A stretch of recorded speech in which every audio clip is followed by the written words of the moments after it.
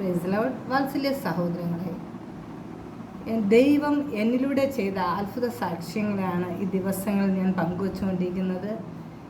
അപ്പോൾ കഴിഞ്ഞ ദിവസം ഭൂമിയിൽ നിന്ന് മാറ്റപ്പെട്ടതായ ഗീതമാതാവിലൂടെ ആ മാതാവ് മുഖാന്തരം ഞാൻ കടന്നു പോവുകയും ദൈവ അത്ഭുതങ്ങളെ ചെയ്യുകയും ചെയ്ത സാക്ഷ്യമാണ് ഈ 2-3 ആഴ്ച കൊണ്ട് ഞാൻ പറഞ്ഞുകൊണ്ടിരിക്കുന്നത്.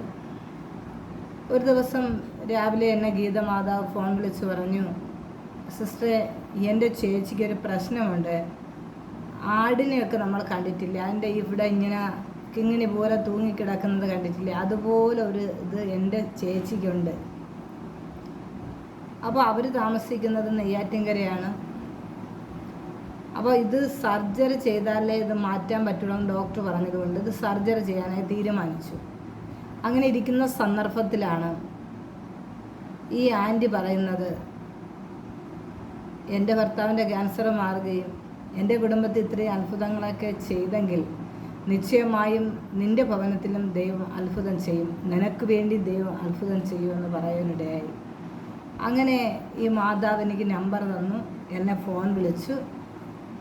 ദൈവത്തിൻ്റെ കൃപയാൽ ഫോണിലൂടെ പ്രാർത്ഥിച്ചുകൊണ്ട് നിൽക്കുമ്പോൾ തന്നെ ഈ താടിയിൽ തൂങ്ങിക്കിടന്ന ആ മാംസം കാണാനില്ല. ദൈവം അതിനെ തൊട്ട് സൗഖ്യമാക്കി. അത് അവരുടെ ജീവിതത്തിൽ അവർക്ക് ഭയങ്കര അത്ഭുതമായി. ഈ ആൻറ്റി പിന്നെ കൂടുതലായിട്ട് കർത്താവിനെ കുറിച്ച് പറയുവാനും ഇടയായിത്തീർന്നു. അപ്പോൾ ഒരു സർജറി ചെയ്യേണ്ട ആവശ്യം വന്നില്ല.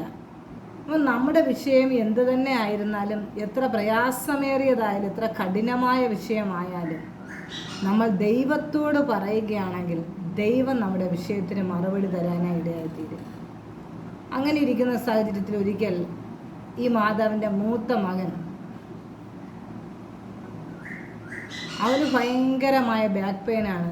അതുകൊണ്ട് തന്നെ കുനിഞ്ഞു നൂന്ന് ഒരു പണിയും ചെയ്യാൻ കഴിയത്തില്ല, ഒരു വെയിറ്റ് എടുക്കാൻ കഴിയത്തില്ല.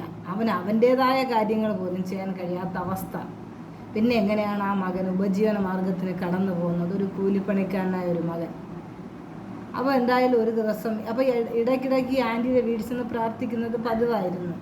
അവിടെ ചെല്ലുമ്പോൾ തന്നെ അവിടെ അടുത്ത വീട്ടുകാരെല്ലാം അവിടെ പ്രാർത്ഥനയ്ക്കായിട്ട് വരും. അല്ല, ആൻറ്റിയെ വീട്ടിൽ ചെന്നിട്ട് ആൻറ്റിയും കൊണ്ട് മറ്റുള്ള ഭവനങ്ങളിലേക്ക് ഞാൻ കടന്നു പോകും.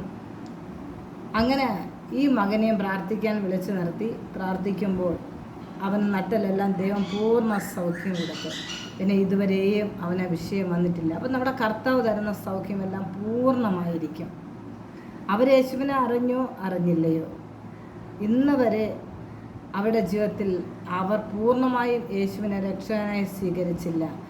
ഇടയ്ക്കിടയ്ക്ക് ചർച്ചിൽ വരുന്നു, പോകുന്നു, ആരാധിക്കുന്നു എന്നുള്ളതല്ലാതെ പൂർണ്ണമായും കർത്താവിനെ അവർ കൈക്കൊണ്ടില്ല. എന്നിട്ടും അവർക്ക് ദൈവം സൗഖ്യം കൊടുത്തു. ആ സൗഖ്യത്തെ തിരിച്ചൊന്നും എടുത്തില്ല, ഇന്നും സൗഖ്യത്തോടെ തന്നെ ആയിരിക്കും. ഹല്ലേലൂയ. എൻ്റെ വാത്സല്യ സഹോദരങ്ങളെ, ആര് വിശ്വസിച്ചുകൊണ്ട് പ്രാർത്ഥിക്കുന്നു ആ വിഷയത്തിൻ്റെ മേൽ ദൈവം മറുപടിയെ തരും. അപ്പോൾ സാധാരണക്കാരെ എന്നിലൂടെ ദൈവം ഇത്രയും വലിയ അത്ഭുതങ്ങളെ ചെയ്തുവെങ്കിൽ നിങ്ങളിലൂടെയും ദൈവത്തിന് അത്ഭുതങ്ങളെ ചെയ്യാൻ കഴിയും. അപ്പോൾ വിശ്വസിക്കുന്നെങ്കിൽ നിങ്ങളിലൂടെ ദൈവത്തിന് അത്ഭുതം ചെയ്യാൻ കഴിയും. ഈ അന്ത്യകാല ശുശ്രൂഷയ്ക്ക് വേണ്ടി ഈ സമയത്ത് നിങ്ങൾ മിണ്ടാതിരിക്കരുത്. നിങ്ങൾ സിംഹത്തെ പോലെ സടകുടഞ്ഞ് ചാടി എഴുന്നേൽക്കുക. കർത്താവ് എല്ലാവരെയും അനുഗ്രഹിക്കുകയും സഹായിക്കുകയും ചെയ്യുമാറാകട്ടെ. ആമേൻ.